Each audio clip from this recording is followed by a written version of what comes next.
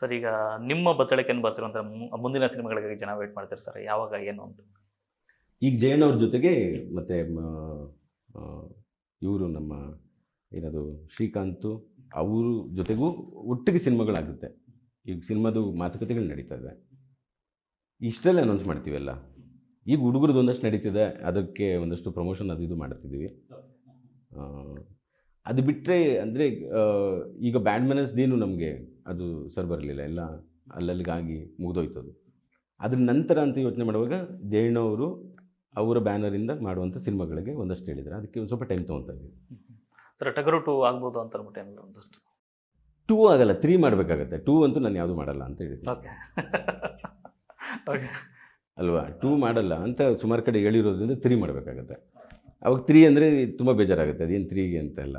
ಅದ್ರ ಬದಲು ಈಗ ಶಿವಣ್ಣವ್ರಿಗೆ ಬೇರೆ ಒಂದು ಟೈಟ್ಲ್ ಇಟ್ಟು ಸಿನಿಮಾ ಮಾಡ್ತೀವಿ, ಶುರು ಮಾಡ್ತೀವಿ. ಸರ್ ಕದನ ವಿರಾಮ ಇಲ್ಲ, ಕದನ ವಿರಾಮ ಇಲ್ಲ, ಕದನ ವಿರಾಮ ಇಲ್ಲ, ಆ ಥರದ್ದು ಯಾವುದೂ ಇಲ್ಲ. ಈಗ ಟೈಟ್ಲ್ ಅನೌನ್ಸ್ಮೆಂಟೆಲ್ಲ ಶುರುವಾಗುತ್ತೆ. ಇವಾಗ ಶಿವಣ್ಣವ್ರು ಸಿಕ್ತಿದ್ದಂಗೆ ಶುರುವಾಗುತ್ತೆ. ಸರ್ ಈ ಕತೆ ಅಥವಾ ಸ್ಟೋರಿ ಕಟ್ಟೋದ್ರಲ್ಲಿ ನಿಮ್ಮ ಉತ್ಸಾಹ ಯಾವತ್ತಿಗೂ ಪೀಕಲ್ಲೇ ಇರುತ್ತೆ.